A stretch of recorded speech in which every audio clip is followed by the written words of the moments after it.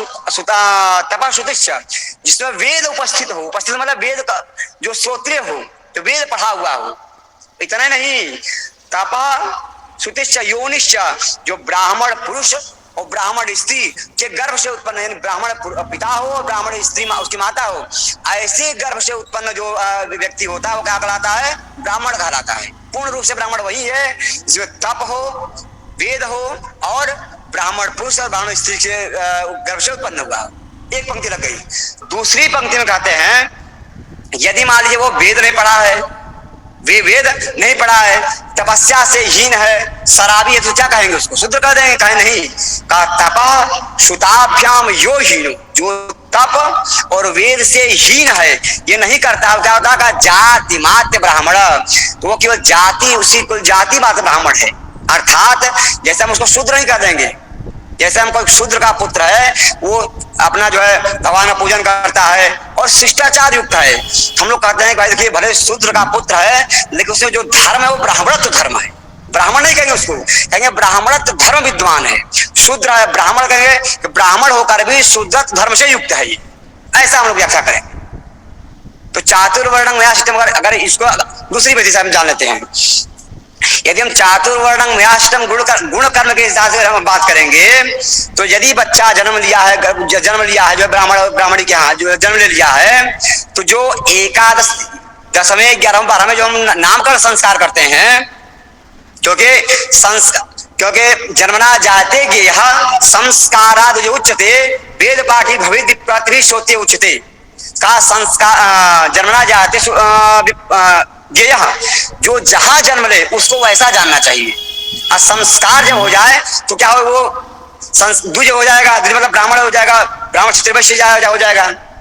लेकिन यदि अगर हम ये कह दें कि गुण कर्म के अनुसार बात करेंगे, तो जिसका मतलब यह है जो ब्राह्मण पुरुष और ब्राह्मण स्त्री के गर्भ से उत्पन्न जो पुत्र हुआ है वो शूद्र हो गया, तो यही ना, उसमें कोई गुण नहीं है।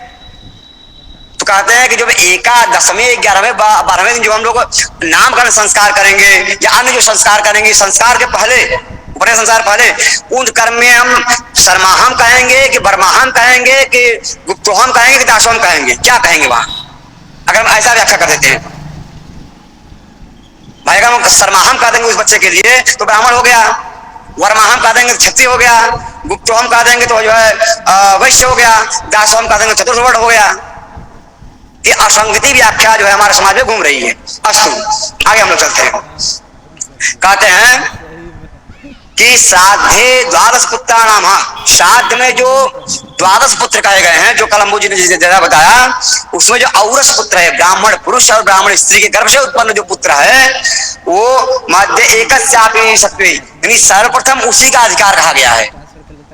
जो सर्वप्रथम किसी के पिता का मृत्यु होने पर औरस जो पुत्र है उसी का अधिकार श्राद्ध में कहा गया है।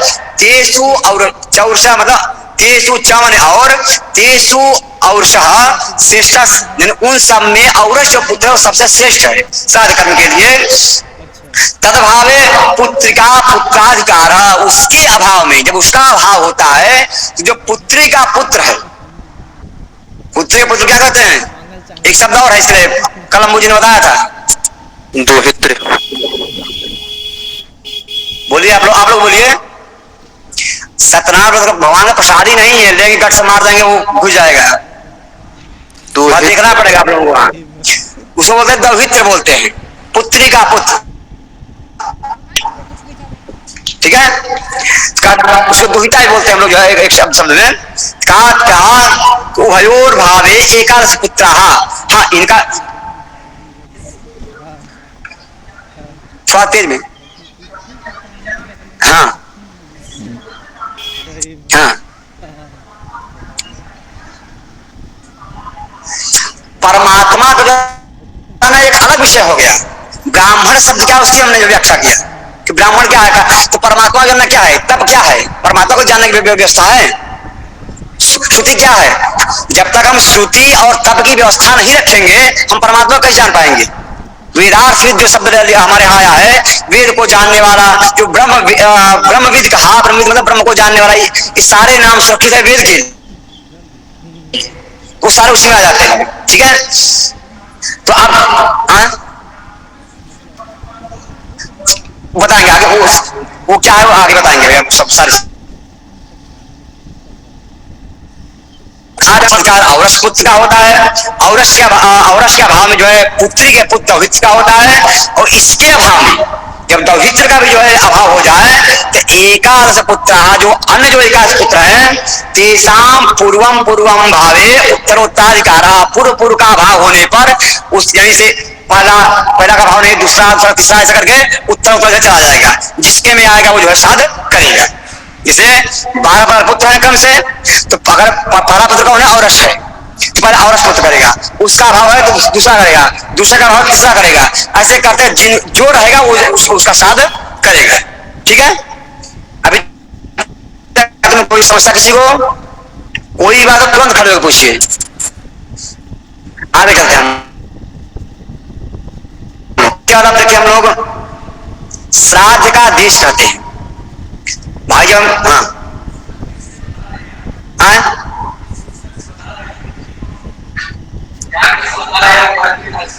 क्या लिखा बताओ।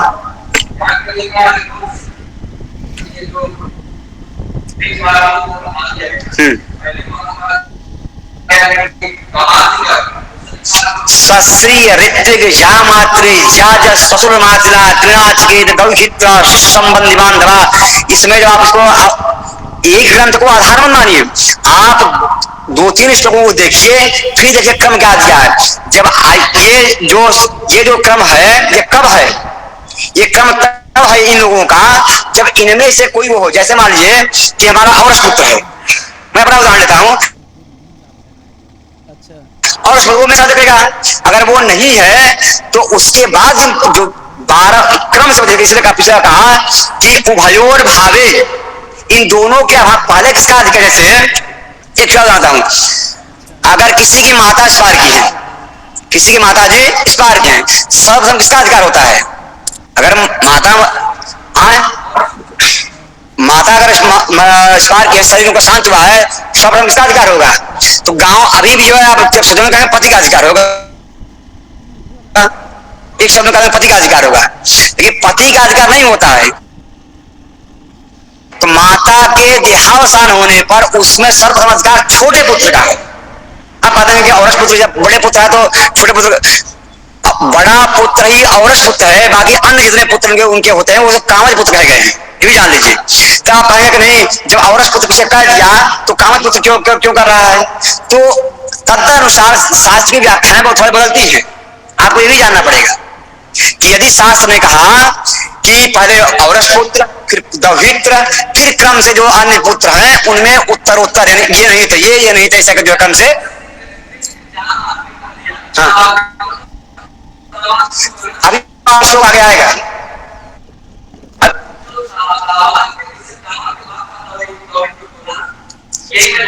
तो अभी वो श्लोक आगे आ रहा है, वो श्लोक जो आप बोल रहे हैं ना स्वस्थ, वो आगे आ रहा है, तो हम क्लियर करते हैं। ठीक है, यहाँ पे जो 12 पुत्र हैं उनमें यहाँ पे जो पुत्र हैं, पुत्र की आप बात कर रहे हैं, तो प्रथम पुत्र का अधिकार नहीं होगा माता के देहांत होने पर। माता का जब एक ग्रंथ है अपारी स्मृति की व्यवहार रत्नमाला, उसका अवलोकन करिए, वहां पढ़ेंगे कि माता के देहावसान करने पर सर्वप्रथम जो अधिकार है वो छोटे पुत्र का होता है। आपको विधि बता दे रहा हूँ, उसको उठाकर वहां देखिए। ठीक है जी, या पितृकर्म निर्णय ग्रंथ है, पतली से जो है चौकम्मा शक्ति है उनका, मुझे शायद कोई मिथिला कोई ब्राह्मण है उन्होंने उसको लिखा है, आप उसको उठाकर अवलोकन करिए। पुनः अब कहते हैं श्राद्ध का देश क्या है, देश मतलब स्थान क्या है, किन किन स्थानों पर श्राद्ध कर्म करना चाहिए। कहते हैं कि शुचि देशम, शुचि मतलब पवित्र स्थान, शुचि मतलब पवित्र, देशम मतलब स्थान, विविध मतलब होता है एकांत, विविध मतलब एकांत, गोमयो ऐसे नहीं, पवित्र स्थान को जो एकांत में हो ऐसे पवित्र स्थान को गोमये नोपलेपयेत, यानी गोबर के द्वारा पर लेपन करे उस स्थान को। ठीक है, दक्षिणा प्रवणम चैव यत्नेनोपपादयेत, और फिर स्थान कैसा होना चाहिए। आजकल जब श्राद्ध कर्म करते हैं तो देखते हैं कि हम लोग जो पिंडदान करते हैं जिस वेदी पे, वो वेदी साधारण रहता है, कहा कि एकांत स्थान हो, पवित्र स्थान हो और गोबर का लिपा हुआ स्थान हो, ऐसे स्थान पे दक्षिणाप्रवणम, और जो आप पिंड पिंड निर्माण करेंगे वो दक्षिण दिशा की तरफ ढालू होना चाहिए। इसे ये रखा हुआ है ना, ये वेदी जो निर्माण हो ऐसे हो, 6 अंगुल का हो ऐसे हो, और यहाँ थोड़ा जो है हल्का सा खाला टाइप का हो, ताकि जो हम जल गिराएं, जो दूध गिराएं, वो किस तरफ जो है उसका ढलान हो, दक्षिण दिशा की तरफ। दक्षिण दिशा की तरफ जल सरके, क्यों? क्योंकि जो है जो पितृगण होते हैं वो दक्षिण दिशा के स्वामी कहे गए हैं, दक्षिण दिशा से वो रहते हैं, जिससे वो जल को इत्यादि को पाते हैं, वो जो है कि वो इससे वो तृप्त होते हैं। ठीक है, दक्षिणाप्रवणम चैव प्रयत्नेनोपगाधेत, प्रयत्न पर इस प्रकार कर करके उसका जो है उसका व्यवस्थित साध को व्यवस्थित करना चाहिए, साध देश को। फिर कहते हैं दूसरे श्लोक में कहते हैं अवकाशु, अवकाश होता है खाली स्थान, चोक्षेषु नदी तीरेषु चैव हि विविक्तेषु तुष्यन्ति दत्तेन प्रदम सदा। पिछले श्लोक को इन्होंने जो है मनुज ने लिखा कि खाली स्थान हो, शुद्ध स्थान हो, नदी का तीर हो और एकांत हो, ऐसे स्थान पर जो दिया गया जो पिंडदान है, दक्षिण प्रवण युक्त जो ऐसा जो दिया गया जो स्थान है, दत्तेन देने से, पितरम सदा तुष्यन्ति, ऐसे स्थान पर पिंडदान करने से पितर हमेशा प्रसन्न होते। ठीक है, एक इसमें एक चीज बताता हूं आपको। जैसे आप कहीं श्राद्ध कर रहे हैं, ये इसमें लिखा नहीं, मैं अलग से एक मोटी मोटी बात बताता रहा हूं। आप कहीं श्राद्ध कर रहे हैं, विष्णु बाद में बात कर लीजिएगा, अभी बैठे हैं आप जो है ये आप कहीं बैठे हुए मतलब श्राद्ध कर्म कर रहे हैं, और श्राद्ध कर्म में आप श्राद्ध कर्म जब कर रहे हैं कहीं पे, तो क्या होता है कि तमाम तरह के लोग आते हैं। वो जो है पतित भी हो सकते हैं, पातक भी हो सकते हैं, महापातक भी हो सकते हैं, कुत्ता भी हो सकता है। इनकी दृष्टि पड़ने पर जो श्राद्ध का जो पुण्य है वो नष्ट हो जाता है। इनकी दृष्टि अगर पड़ जाए, इसलिए आप लोग देखते हैं पूर्व काल में जब श्राद्ध कर्म होता था तो वहां ऊपर कुल मंडप बनता था, अथवा आज भी जो है मंडप न बना करके लोग वो टेंट से घेर देते हैं। अथवा अगर ये व्यवस्था नहीं तो ऐसी कौन सी क्रिया है, ऐसा कौन सा जो है वस्तु है जिसको हमें वहां पे रख देने मात्र से उसकी जो है जो दोष उत्पन्न हो रहा है वो नष्ट हो जा रहा है। तो कहते हैं कि यदि हम पिंडदान जहां कर रहे हैं, यदि वहां किसी पातक का, महापातक का, उपपातक का, कुत्ते का अगर कोई दृष्टि पड़ रहा है, तो ऐसे स्थान पर जब हम प्रथम जब आचमन आदि करने के बाद तिल भी खेर दीजिए चारों तरफ, काला तिल भी खेरने मात्र से अगर जो है कोई दृष्टि पड़ रही है तो वो दृष्टि क्या हो जाती है, उसका दृष्टि का जो दोष है वो नष्ट हो जाता है। इस मोटी मोटी सामान्य बातें जानिए, बाकी श्राद्ध बहुत गंभीर है। ये मैं आपको मोटी मोटी बात बता रहा हूँ ताकि जो है अगर कहीं कोई बात ऐसी आए तो आप बोल सकें भाई स्थान क्या है, काल क्या है, देश क्या है। बाकी बहुत विस्तृत जिसको जानना वो उत्कंठा होगे, उसके लिए मैं जो है 24 आवर जो है व्यवस्थित हूँ, आप कभी भी जो है। फिर कहते हैं जो है, फिर आगे कहते हैं आप जो है कि ये हो गया ना, श्राद्धस्य पूजितो देशो मया गंगा सरस्वती कुरुक्षेत्रम प्रयागश्च नैमिषम पुष्कराणि च नदी तटे तीर्थेषु शैलेषु पुण्येषु च विविक्तेषु तुष्यन्ति दत्तेन पितामह। इतने स्थानों पर देने पर पितरों को अक्षय तृप्ति होती है। कहाँ कहाँ? जहाँ पर साधस्य पूजितो देशो, साध के लिए पूजित देश बताए गए। कौन कौन देश? मतलब भारत, पाकिस्तान, इंडिया नहीं, देश का होता है स्थान। जैसे पूरा विश्वविद्यालय के देश है, इसमें ये संकाय एक देश है, ये हॉल एक देश है, ये लैपटॉप भी एक देश है। देश मतलब स्थान होता है, जितना वो ग्रहण वो देश है। का श्राद्ध के पूजित देश कौन कौन है? कहा कि गंगा तट, सरस्वती, कुरुक्षेत्र। कुरुक्षेत्र मतलब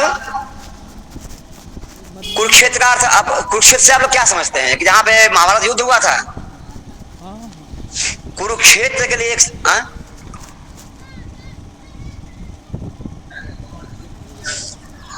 कुरुक्षेत्र का उसको बोलते हैं जैसे ब्रह्मवैवर्त देश बोलते हैं उसको। सरस्वती, दुष्यंतवती के मध्य भाग उसको ब्रह्मवैवर्त देश बोल सकते हैं, या आर्यावर्त है। कुरुक्षेत्र का जो शाब्दिक अर्थ है उसके लिए आपको शुक्ल यजुर्वेद का सतपथ ब्राह्मण देखना पड़ेगा। सतपथ ब्राह्मण का भी तीसरा कांड देखना पड़ेगा। तीसरा कांड का भी प्रथम अध्याय देखेंगे तो वहां लिखा कि कुरुक्षेत्रम वही देवया यतनश्वर के वहां लिखा है जो पूर्व काल में देव मंदिर होते थे, जो पवित्र स्थान होते थे मंदिर के आसपास के, उसको कुरुक्षेत्र बोलते थे। कुरुक्षेत्र मतलब पवित्र स्थान। कुरुक्षेत्र कोई वो तो हरियाणा जो कुरुक्षेत्र महाभारत युद्ध हुआ था वो एक क्षेत्र का नाम हुआ था, लेकिन कुरुक्षेत्र मतलब पवित्र स्थान ऐसा जानना चाहिए। यहाँ देवता धनम यानी देवताओं का धर्म मतलब जो मंदिर है उसको कुरुक्षेत्र बताता था। क्या जी? अरे भाई वो तो है, लेकिन मैंने कुरुक्षेत्र का एक और व्याख्या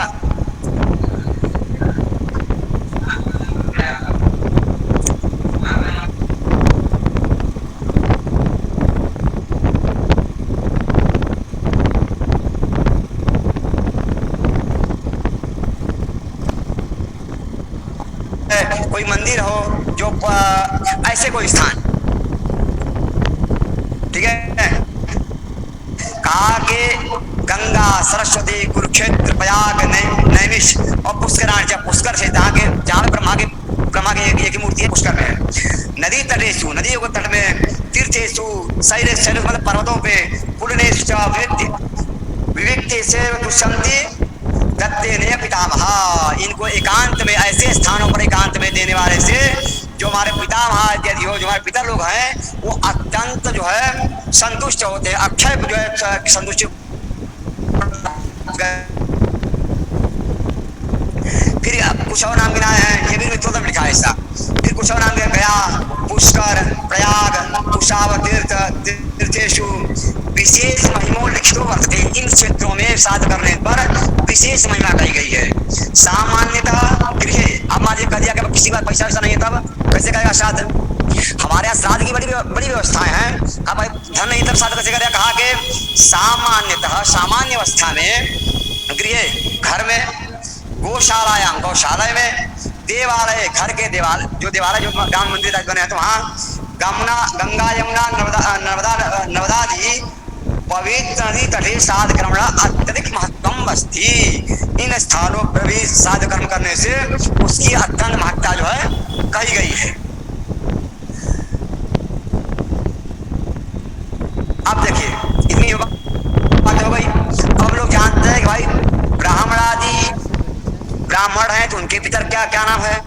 पितरों को पितरों के जो स्वामी हैं, जो ब्राह्मण पितर उनके स्वामी कौन है? क्षत्रियों के कौन है? वैश्य कौन है? हम लोग भाई ब्राह्मण के जो 4 वर्ण बनाए उनको हमें जानना चाहिए।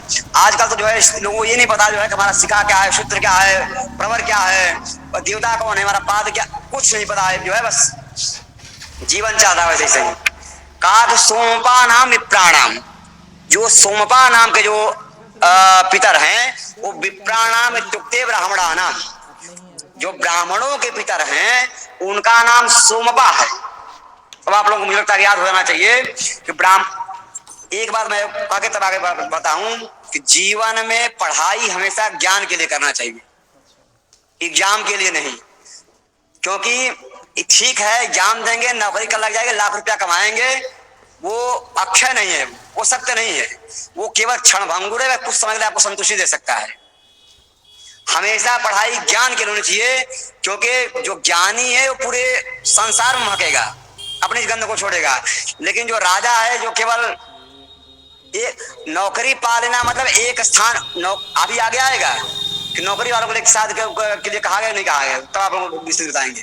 कहा सोमपा नाम विप्राणाम, जो विप्र मतलब ब्राह्मणों के जो पितर हैं उनका नाम क्या है? तो आप लोग बोलिए भाई। सोमपा। क्षत्रियाणाम हविर्भुजा, जो क्षत्रिय उनके पितरों का नाम क्या है? हविर्भुज। वैश्यानाम आज्यपा नाम, जो वैश्य हैं उनके पितरों का नाम क्या है? आज्यपा।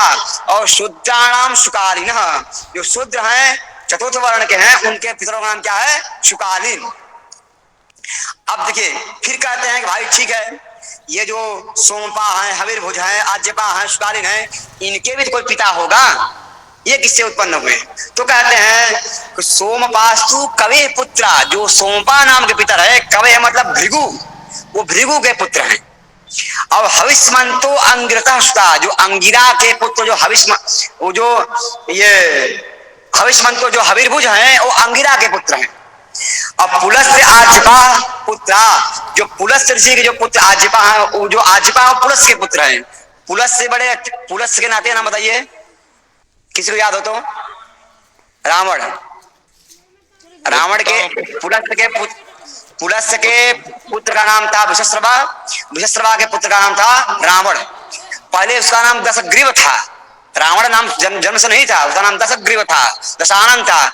बाद में जब वो जो है जब लगा लोगों को जब त्रास देने तो उसका नाम रावण पड़ा जो है। अट्टहास, जब प्रचंड अट्टहास करता था तो उसका नाम रावण पड़ गया। ये सब बात मोटी मोटी बात है, उसको देख लेना चाहिए। ठीक है, अब हम लोग आगे पढ़ते हैं। का सर्वेशाम पुत्राणाम आचार, 24 पेज है तो हम लोग संपन्न, अगर 24 पेज पूरा आप देख लेंगे तो मोटी मोटी सारी व्यवस्था आप लोगों को मस्तिष्क में जो है बैठ जाएगी। और बातों को केवल ग्रंथ तक मत रखिएगा, क्योंकि पुस्तकेषु चय विद्या, पुस्तकेषु चय विद्या ऐसा एक श्लोक है ऐसे जो है कि पुस्तक में रखी जो विद्या है वो जो है किसी कार्य की नहीं है। हमेशा विद्या को कंठ में धारण करने की कोशिश करिए जितना हो सके। नहीं संस्कृत याद होता है श्लोक, कम से कम उसका अर्थ और कहाँ से ये बात बोल रहे हैं इतना जो याद होना चाहिए। जी, दो चीजें बहुत जरूरी याद कर लें, कोई बात आप क्या बोल रहे हैं और कहां से बोल रहे हैं, ये बहुत आवश्यक है।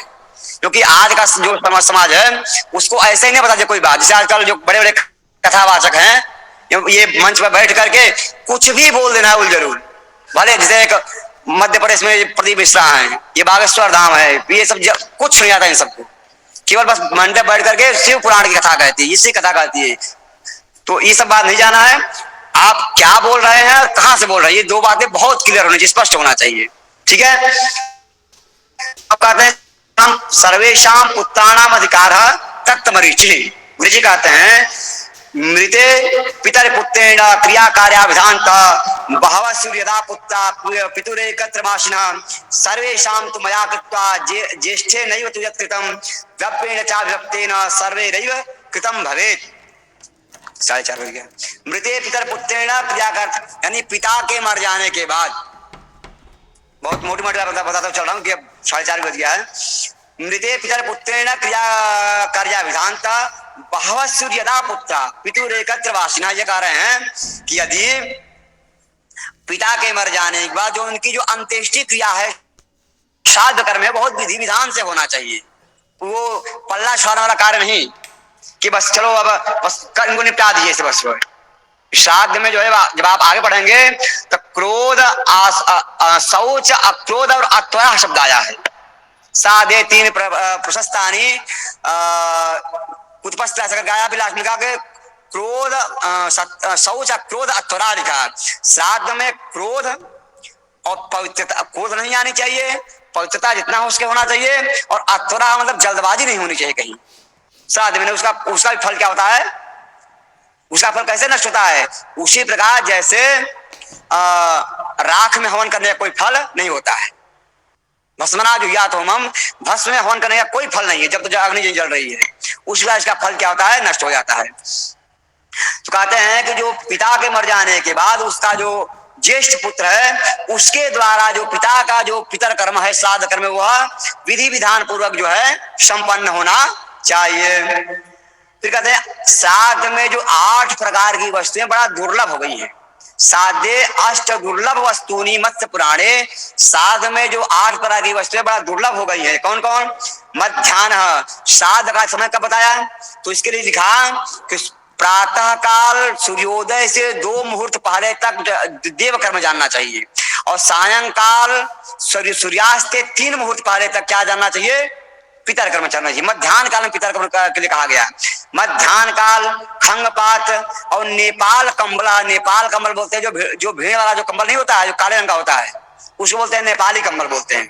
रुप्यम, रुप मतलब चांदी, पितरों के लिए चांदी दान करना चाहिए, स्वर्ण नहीं, स्वर्ण देवताओं के लिए दान करना चाहिए। ठीक है, पीछे आप लोगों ने मानना पड़ा बरसी रजतम न देय, यज्ञ कार्यों में चांदी दान नहीं करना चाहिए। ठीक है, ठीक है। दर्भा, दर्भा मतलब कुशा, कुशाएं 10 प्रकार की आती हैं। कुशाएं कितने प्रकार की होती हैं? 10 प्रकार की। कौन कौन? कुश, कास, दुर्बा, स्वर्ण, चांदी, इसके बाद ये तांबा, इसके बाद ये गेहूं का जो पत्ती होता है, तो वहां लिखा जो है कि धान्य बलगज, गोधूम बलगज और सेवार। सेवार सेवार आप जानते हैं, जो पानी में जो हरा हरा दिखाई था काई, उसको सेवार का रूप बना गया है। ये 10 प्रकार के कुशा है कि इनके अभाव में ये आजकल जो एक नई जो बात चली है कि स्वर्ण की अंगूठी पहन लीजिए, वो कुशा का कार्य करती है। ये असत्य है, ये सत्य नहीं है। जो स्वर्ण की जो पवित्र रूप में ग्रहण किया गया, वो स्वर्ण की सलाका यानी उसके धागा, जो स्वर्ण का जब धागा हो जो है, उसको पवित्रता बना करके मध्य भाग में ग्रहण। यहाँ पे ये भी जो है मोटी मोटी बात जान लीजिए, ये जो भाग है ये वाला, यहाँ पर कुशा आदि को धारण नहीं करना चाहिए। यहाँ पर क्यों? क्योंकि यहाँ पर ये जो प्रथम भाग है, यहाँ पर सन्यासी कुशा धारण करते हैं। स्त्रियों के लिए कुशा वर्जित है। स्त्रियों को न कुशा के आसन बैठना चाहिए, न ये पवित्र धारण करना चाहिए। ठीक है, तो ये जो भाग है प्रथम भाग, जहाँ पे सन्यासी लोग जो है पवित्र धारण करते हैं। जो मध्य भाग है, यहाँ पे जो है गृहस्थी लोग, चाहे देव कर्म हो अथवा पितृ कर्म हो, दोनों हाथों के अनामिका अंगुली के मध्य भाग में जो है दर्भ धारण करना चाहिए, कुशा धारण करना चाहिए। ठीक है भैया? हाँ भैया, ये जो स्वर्ण की ये अगर आपको देखना है, एक सेकंड, अगर आपको ये बात जो मैं बता देखना है, तो ये ग्रंथ है रत्नावली और कारिकावली। ये जो ग्रंथ हैं, इन दोनों ग्रंथों को खोल के आपको अवलोकन कर लेना चाहिए। कौन सी रत्नावली? हाँ, तो लोक रीति क्या है? हाँ, क्या क्या क्या तो लोक रीति क्या है? लोक रीति क्या है कि हमारी जो पूर्व काल की जो विस्मृतियां थी, जिसको हम नहीं जानते थे, जिसको हमारे पूर्व के पितरों ने, मतलब जो हमारे लोगों ने नहीं जाना, जो अशुद्ध रूप में विद्यमान चीजें हैं, उसी को हमारे यहाँ वो बना दिया गया जो है लोक रीति बना दी। अरे तो जब शास्त्र, लेकिन जब हम जिस बात को जब जान जाएं, जब हम कोई बात जान जाएं, तो उसको तदनुसार उसके व्यवहार करना चाहिए।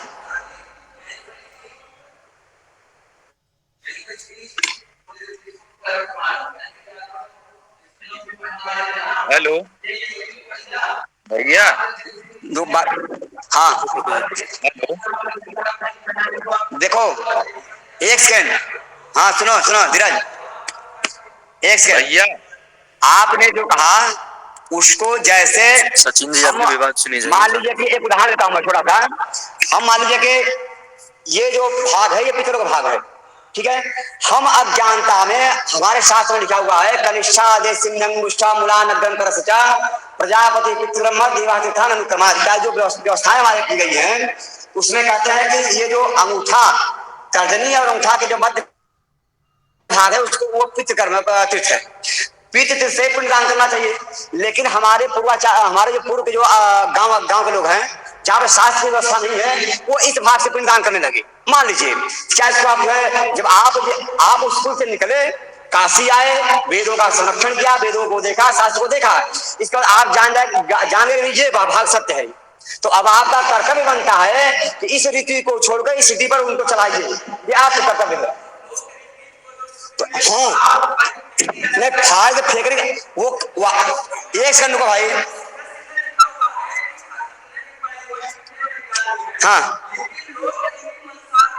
अरे तो लोग एक सेकंड, मैं इनको लोक रीति उदाहरण देता हूं।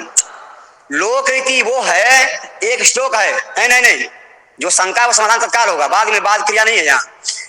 गर्भाष्टमे अष्टमे वापी ब्राह्मणस्योपनायनम राज्ञाम एकादशे सैके विरामे के यथाकुलम, जो यथाकुल या जो कुछ बात कर रहा हूं मैं, लिखा के गर्भ से 8वें अथवा जन्म से 8वें जो संस्कार होता है उपनयन का, वो ब्राह्मण का होता है। क्लियर हो गया ये बात? 11वें वर्ष में क्षत्रिय का, 12वें वर्ष में वैश्य का। ठीक है, इतनी बात क्लियर हो गई। फिर लास्ट में लिख दिया यथाकुलम। अगर संपूर्ण समाज यथाकुलम का व्यवहार करके लगा जो है, जो अंतिम जो गौण काल है कि 16 वर्ष में के अंदर ब्राह्मण का 22 में क्षत्रिय का, 24 में वैश्य का संस्कार हो जाना चाहिए। नहीं तो अतऊर्ध्वम पतन्ते ते सर्वधर्म बहिष्कृता, जो यहाँ कहा। यदि हम सभी लोग उसी लोक रीति की व्यवहार, उसी बात मान करके यथाकुलम कह करके जो है लगे, 16 वर्ष बाद जो आज जो हो रहा है, 25 साल का जो है ब्राह्मण का पुत्र हो जा रहा है, उसको जनेऊ नहीं हो रहा है। तो अगर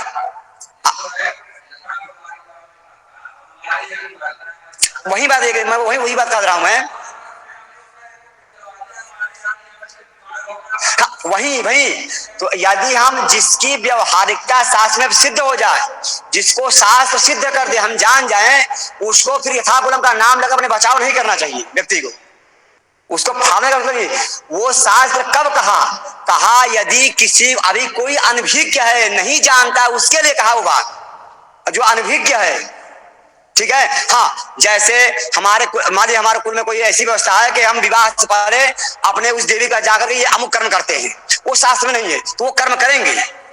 ये यथाकुलम की बात हुई, या ये समाज की बात हुई, न कि जो है पिंडदान ऐसे करते हैं, ऐसे हमने कर दिया, ये इसको नहीं करेंगे।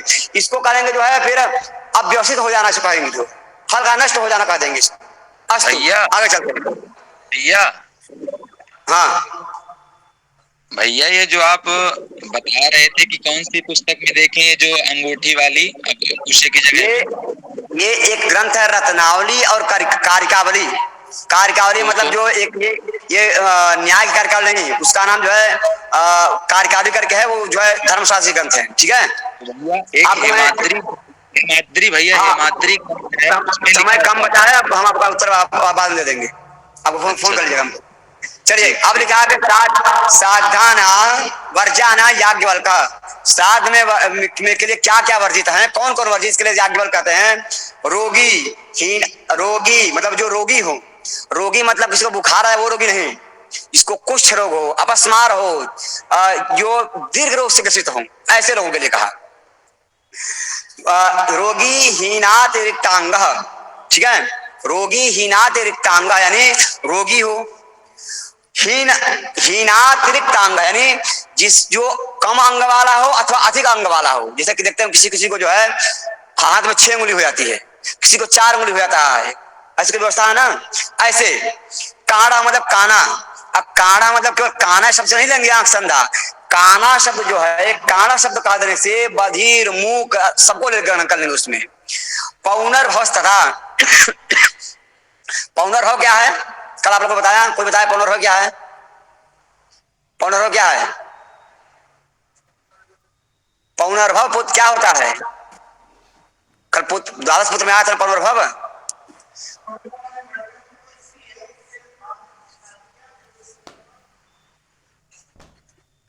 ठीक है, लेकिन इसको ऐसे कह सकते हैं हम लोग कि दूसरा विवाह हो जाना। जैसे कोई स्त्री है, वो अपने पति पहले पुरुष को छोड़ करके दूसरे पुरुष को जो है ग्रहण कर ली, उससे जो उत्पन्न पुत्र लगा कहा पौनर भव। अवकीर्णी, अब ध्यान सुनिए, पंक्ति लगा आप लगा दीजिए। रोगी मतलब रोगी, हीनात रिंगतांग मतलब कि अधिक और कम अंग वाला, काड़ा मतलब काना, काने शब्द में जो है बधिर मुक्ति सब ले लेंगे। पौनर भव जो दूसरी इसका विवाह हुआ है। अवकीर्णी किसको कहते हैं? अवकीर्णी उसको कहते हैं जिसका ब्रह्मचर्य भंग हो गया, जो ब्रह्मचर्य भंग करता है, ब्रह्मचर्य को जो है नष्ट करता है, उसको बोलते हैं अवकीर्णी, ठीक है। और जो जिसका ब्रह्मचर्य भंग हो गया है, ऐसे व्यक्ति को फिर जो है वो नैऋत्य जो है प्रायश्चित करना चाहिए।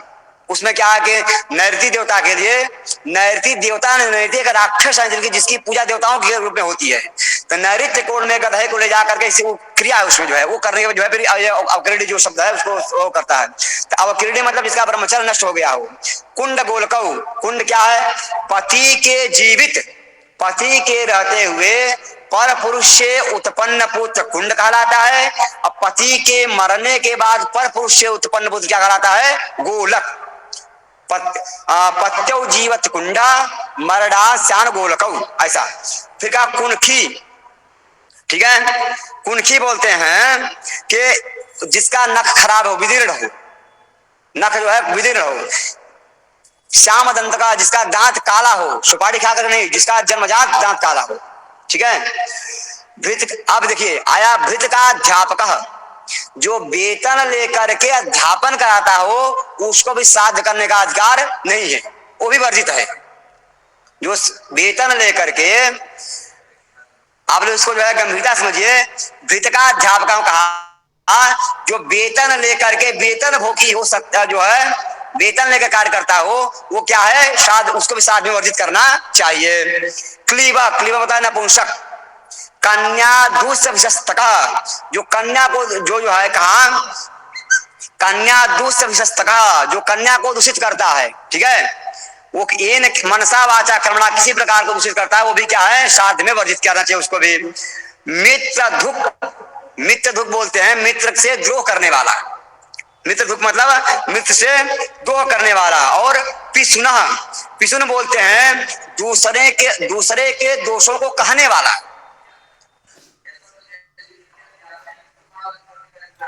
श्राद्ध करने का अधिकार मतलब इनको वर्जित करना चाहिए श्राद्ध में। ये तो मैं नहीं कह रहा हूं, ये श्राद्ध का शास्त्र कर रहा है। वृत्तिकाध्यापक क्लीबा कन्या जो लिखा हुआ है, मैं थोड़ी कह रहा हूं, ये कोई आएगा मैं बोलूंगा, वो सब ये जो लिखा हुआ मैं बोल दूंगा, उसमें क्या है।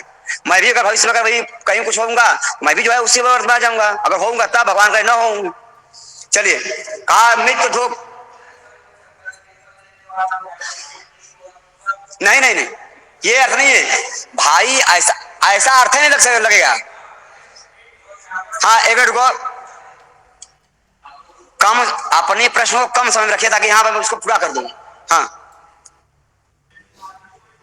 हाँ,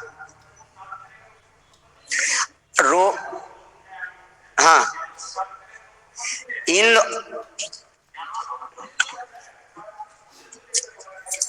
मैं जो कह रहा हूं यहाँ कहा श्राद्ध में इन लोगों को वर्जित करना चाहिए, वहां उसी अर्थ में मैं बता रहा हूं।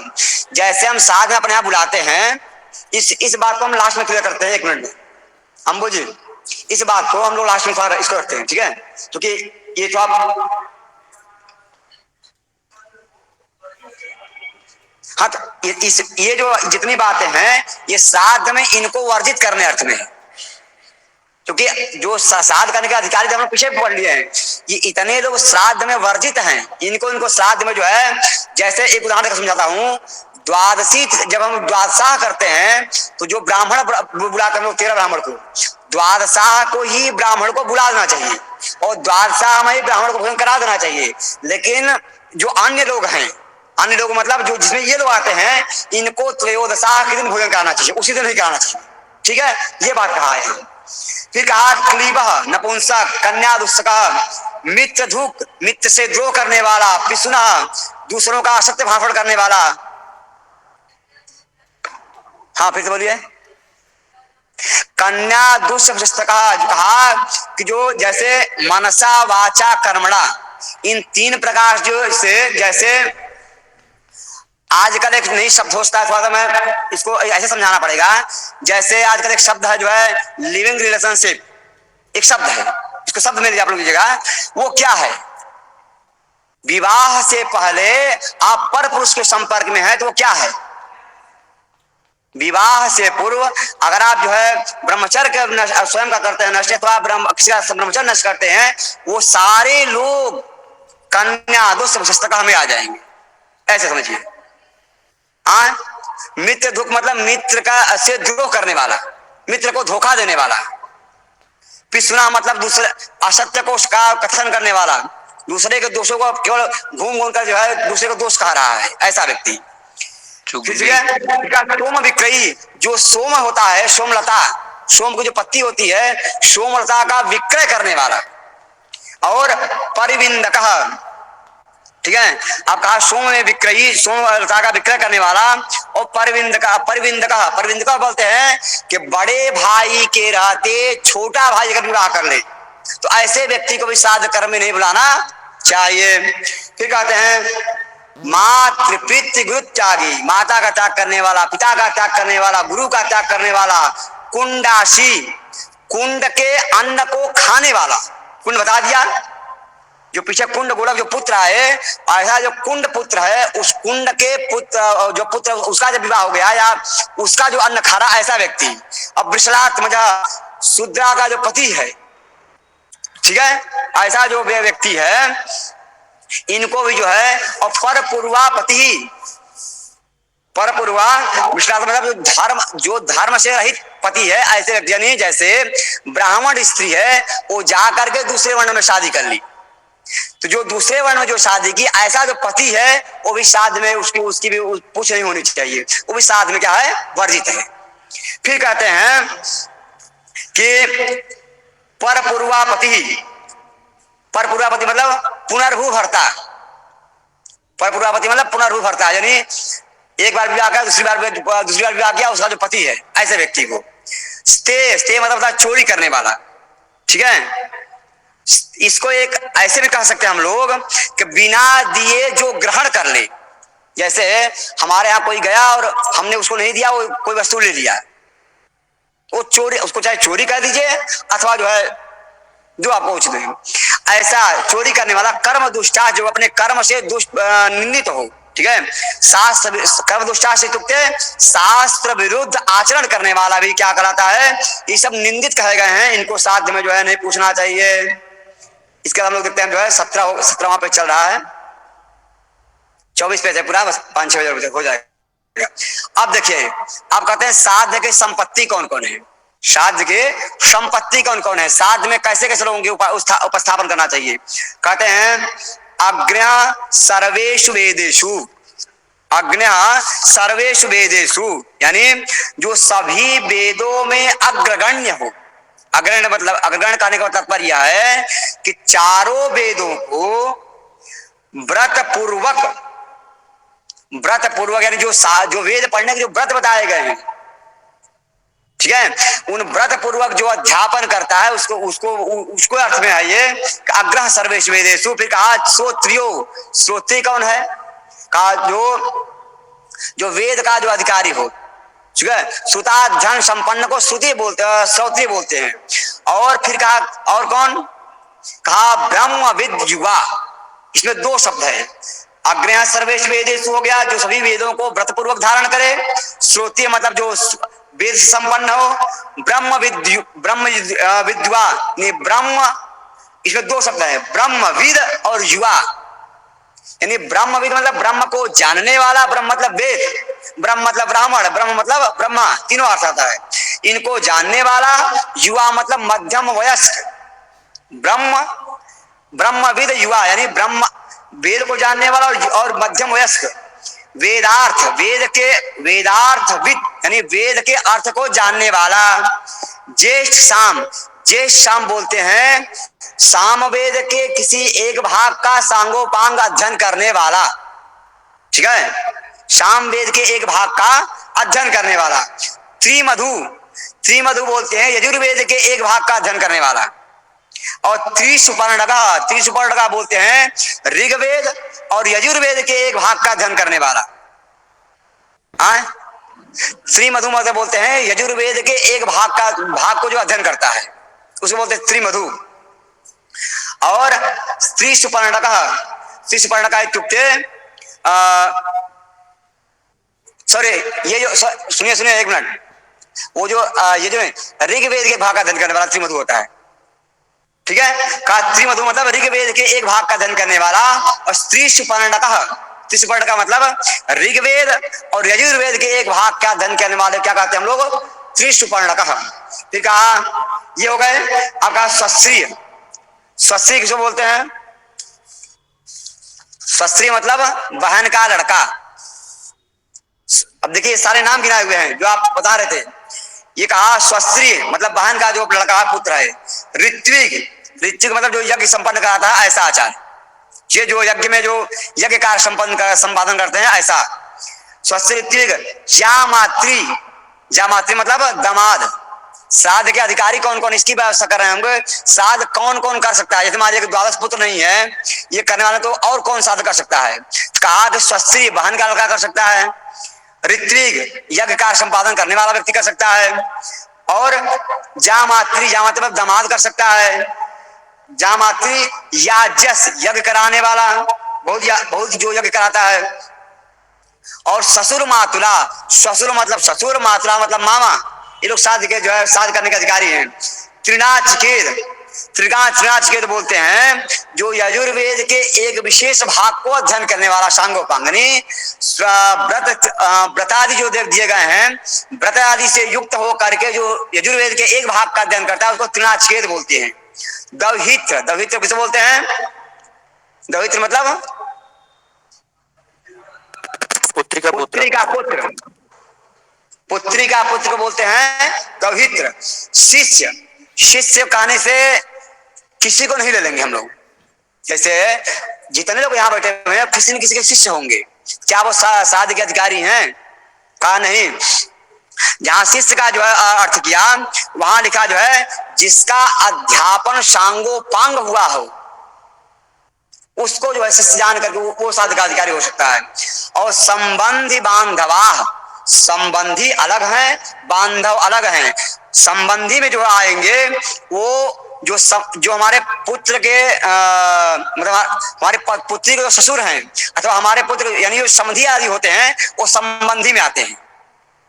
जो समधी आते होते हैं, जो चाहे दामाद का पिता हो अथवा पुत्र वधू का पिता हो, दोनों समधी हुए ना, दोनों किस में आते हैं? संबंधी में आते हैं। और बांधवा, बांधु में 3 आते हैं, स्वबंधु, पितृबंधु और मातृबंधु, इसको बोलते हैं बांधवा। इतने लोग जो है ये लोग साध के अधिकारी हैं। और साध का अधिकारी कौन है?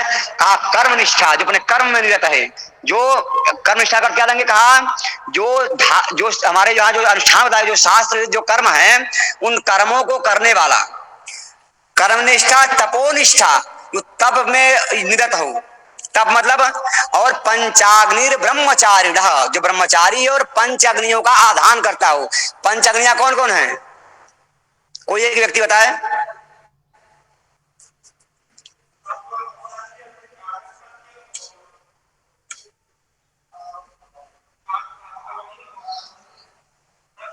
दक्षिणाग्नि, सभ्य, अवशक्य, आहवनीय, गार्हस्थ्य, दक्षिणाग्नि, जिनमें जो हम लोग विवाहाग्नि परिग्रह कहते हैं, जो विवाहाग्नि जहां है वो वहां पे अवशक्य नामक अग्नि का प्रयोग होता है।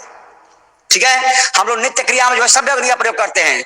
और जो ये 3 अग्नियां बची, आहवनीय, गार्हस्थ्य और दक्षिणाग्नि, इसकी 3 अलग अलग व्यवस्थाएं हैं। पहले ये 5 अग्नियां जलाई जाती थी व्यक्ति के पास, और 5 अग्नियों के इस अग्नि से ये कर्म होगा, इस अग्नि से ये कर्म होगा, इस अग्नि से ये कर्म होगा, सारी व्यवस्थाएं पहले थी।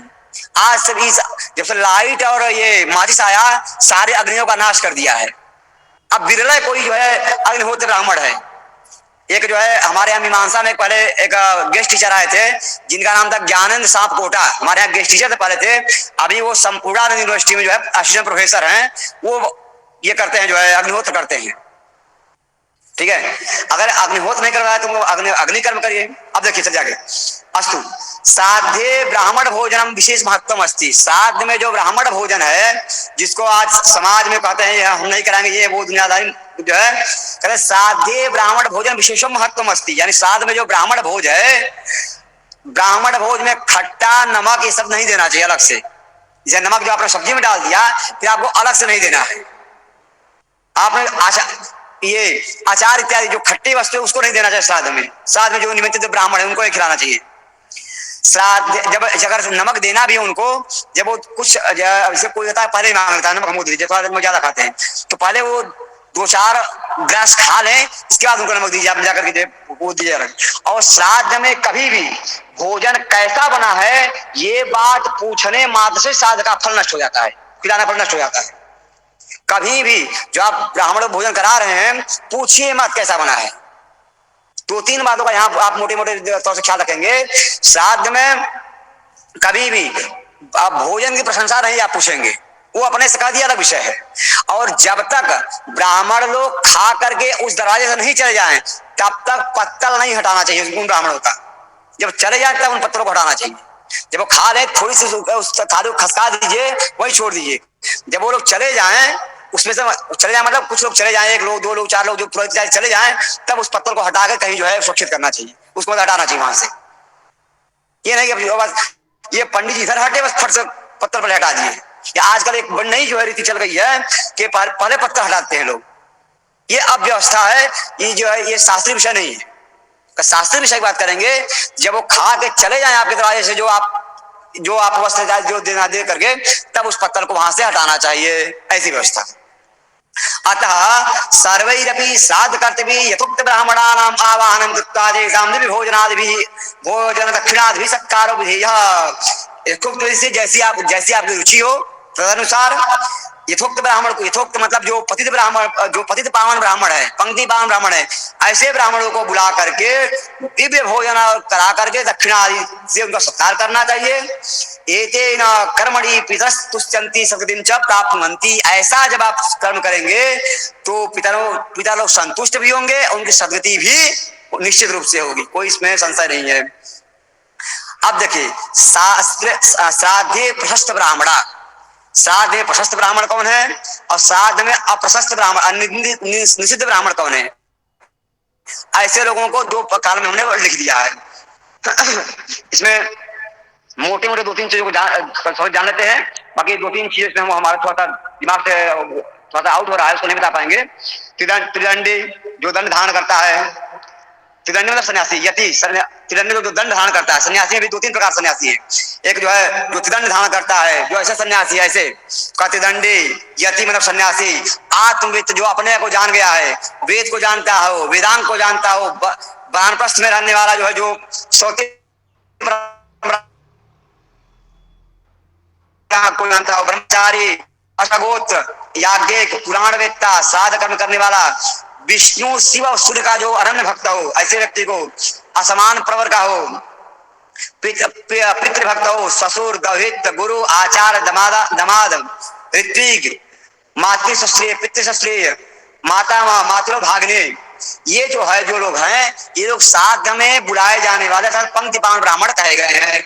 इनमें भी जो गायत्री मात्र सारोपी सदाचार, जो गायत्री जब करने वाला ब्राह्मण है, वो इन सब को जो है अपने आप में बांध रहेगा। जैसे अगर कहा कि एभ्यो माता गरीषि, एक हमारे पंक्ति आती है याज्ञवल्क्य में, यदि 100 वेद का जो है मूर्धन्य विद्वान हो अथवा 100 ऋत्विक हो, आचार्य खुद जो है शुद्धि अध्ययन संपन्नशील हो, एक तरफ वो खड़ा कर दिया जाए और एक तरफ माता को खड़ा कर दिया जाए, कहा एभ्यो ये सब ये जो लोग हैं, इनसे माता अत्यधिक महान हो गई। ठीक है, अब आगे हम लोग चलते हैं। अब मोटे मोटे पढ़ेंगे कि समय पूरा हो गया। कहा गया निषिद्ध कांड गृह स्त्री, जो घर में रह करके जो व्यभिचार करती है, ऐसी स्त्री का पति और शुद्ध शिष्य, योनि दोषमान, विधिशुपति, पुत्रपाठिता, शुद्रापति, स्त्री, ये सब जितने दिखाई दे रहे हैं, ये सब जो है मात त्यागी, गुरु त्याग करने वाला पिछले में बता देता। अकृत नास्तिक कौन है? नास्तिक का जो वेद की निंदा करे वो कौन है? नास्तिक है। इससे भगवान विष्णु का जो अवतार होता है बुद्ध की प्रशंसा संसार में क्यों नष्ट हो गई? बुद्ध की प्रशंसा इसलिए क्योंकि उन्होंने वेद जो हमारे यहाँ निश्चय विधि और ये वो विदों का जब वो हुआ जो है, जब ब्राह्मण लोगों के मांस खाने में निश्चय विधि बना करके वेद की निंदा हो जाएगा, तो वेद की निंदा करने का जो बुद्ध है उनकी जो है जो व्यवस्था है वो समाप्त हो गई, बुद्ध की पूजा नहीं हुई। इसलिए ये जो बुद्ध है ये क्षत्रिय वंशी बुद्ध है। हमारे यहाँ जो बुद्ध है जो भगवान के अवतार वो ब्राह्मण के पुत्र बुद्ध थे, जिनके लिखा कि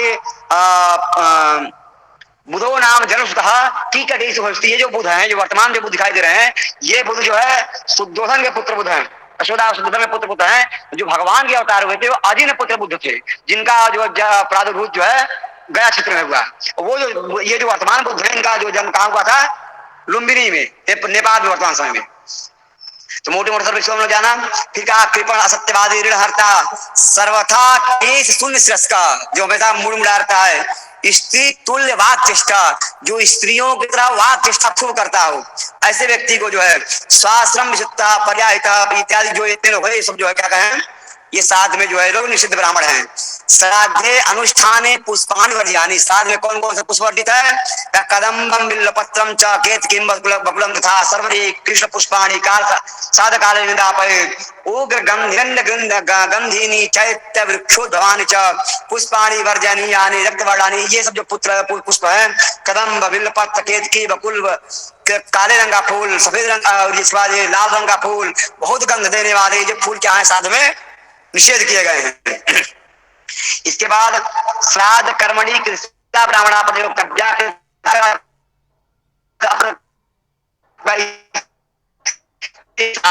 ब्राह्मण प्रयोज्य है कौन अप्रयोज्य है, इसके लिए मनुस्मृति आदि ग्रंथों में भरपूर मात्रा में वहां से देख लेना चाहिए। एवं ऐसा अन्य सभी ग्रंथ विपुलम वर्णन दृष्टि, इन अन्य जो ग्रंथ हैं हमारे यहाँ धर्मशास्त्र के या पुराणों में, वहां पर जो है बहुत विपुल मतलब बृहद मात्रा में वर्णन किया गया है। मित्रोदय साध प्रकाश गायत्री जाप्यानुत्तम हव्य कव्य, जो गायत्री का जप करता है वो हव्य कव्य का जो योजन करे उत्तम कहा गया है उसके लिए। और फिर ब्राह्मण लक्षण बताया कैसा ब्राह्मण हो, कहा तप धर्म दया तपोदान धर्मो दया दानम सत्यम ज्ञानम विद्या विनय मस्ती, इतर ब्राह्मण लक्षण। ऐसे ब्राह्मण को श्राद्ध कर्म में बुलाने पर, श्राद्ध कर्म पितृ कहने का मतलब यह है पितृ कर्म वहां भी, क्योंकि हमारे यहाँ एक श्लोक मिलता है कि न ब्राह्मण परीक्षित दैवी कर्म कुचित, ब्राह्मण का जो दैव कर्म है वहां पर, जो दैव कर्म मतलब जो देवताओं को पूजन करते हैं, वहां पर एक बार ब्राह्मण की परीक्षा नहीं लेंगे तो चल जाएगा, लेकिन ब्राह्मण परीक्षित दैवी कर्म कुचित, दैव कर्म में ब्राह्मण परीक्षा नहीं लेंगे तो चल जाएगा, लेकिन पितृकर्मण संप्राप्ति, जो पितृकर्म आता है, पितृकर्म श्राद्ध कर्म आता है, वहां पर ब्राह्मण की बिना परीक्षा लिए उनको नहीं रखना चाहिए, पर उनकी परीक्षा लीजिए कि आप क्या इन चीजों में पारंगत हैं, तब उनको श्राद्ध कर्म के लिए बुलाना चाहिए। फिर कहा तप धर्म दया दान सत्य ज्ञान और वेद से युक्त विद्या विनय मतलब जो झूठ ना बोलता हो, ऐसा जो ब्राह्मण हो वही श्राद्ध के लिए प्रयोग कहा गया है। साधे वर्जानी, श्राद्ध में क्या वर्जित है, बस 2 पेज और बचा है। साधे वर्जानी, श्राद्ध में क्या वर्जित है, कहा श्राद्ध काले, श्राद्ध काल में दंत धावन तांबुल मतलब पान से, आजकल तो जो है गुटखा खाकर लोग श्राद्ध करते हैं, कहा कि दंत धावन तांबुल सेवन तैल तेल मर्दन भी जो क्या है निषेध है।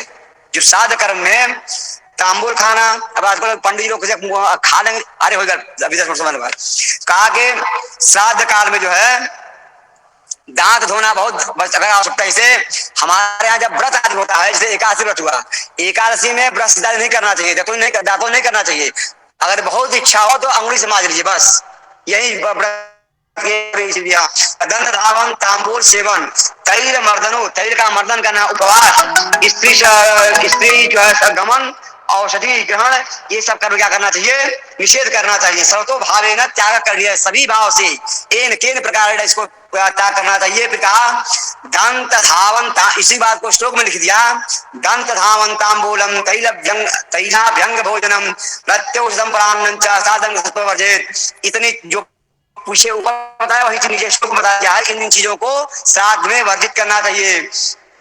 एक में श्राद्ध भक्तिराम अष्ट वस्तुनि निषेध वर्णनम, ये कहा कि ये जो 8 प्रकार की वस्तुएं हैं, पुनर्भोजनम मध्वानम भार माया समोनम दानम प्रतिग्रहम भोगम श्राद्ध भोग कष्ट वर्जित, इन 8 चीजों को श्राद्ध में वर्जित करना। जैसे अगर कोई ब्राह्मण किसी यहाँ खाने गया है, उसको इतना खिला दीजिए, इतना दान दे दीजिए कि बाद में किसी अन्य व्यक्ति के पास जाकर दान और खा न पाए, तभी फल है उस श्राद्ध कर्म का।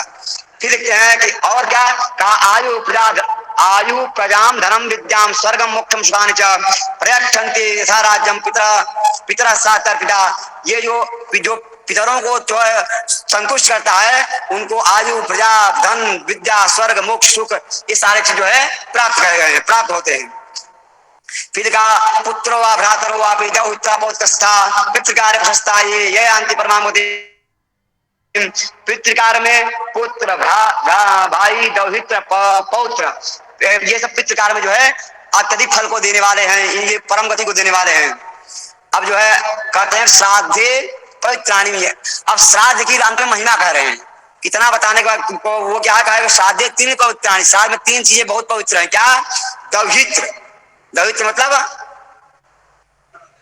लड़की का लड़का, दौहित्र, और कुतपस, कुतप कहते किसको कहते हैं, मध्यकाल को, मध्यकाल कुतप बिला कहते हैं, ठीक है। और तिरा मतलब काला तिल, तीनी 4 प्रशंसंती, ये जो है ये जो है श्राद्ध में अत्यधिक पवित्र है, और तीनी 4 प्रशंसंती, और 3 चीजें जो प्रशंसनीय कही गई हैं, क्या क्या का, शौच पवित्रता, अक्रोध मतलब क्रोध न करना जो है श्राद्ध कर्म में, और अत्वरा मतलब जल्दबाजी, श्राद्ध को